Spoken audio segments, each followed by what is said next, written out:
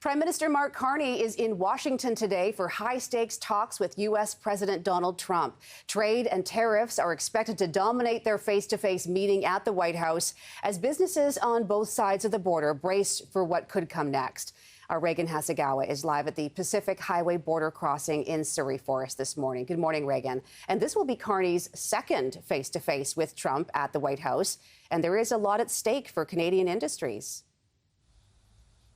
Good morning, Carrie. There certainly is, particularly for small and medium-sized businesses that have really struggled since these sweeping tariffs came into effect back in February. As you mentioned, this is Carney's second trip to the Oval Office in less than 6 months, and there is a lot at stake here as President Donald Trump continues to announce new tariffs and also doubles down on his America First strategy.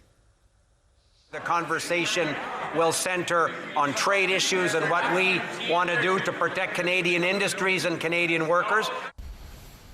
Carney is expected to push for relief from punishing tariffs before the current Canada-U.S.-Mexico trade agreement comes under review next year. Former U.S. Ambassador to Canada Kelly Craft is warning the Prime Minister not to try to compete with Donald Trump, saying he'll lose if he does. Trump has indicated he's unlikely to back down, telling reporters just yesterday that a lot of companies are moving to the U.S. because of his trade policy. Energy Minister Tim Hodgson is part of today's delegation, a signal that natural resources will be on the table today. So, Reagan, Carney hasn't been able to make progress on trade since he came into office. How much pressure is there on the Prime Minister to come away from this meeting with something tangible?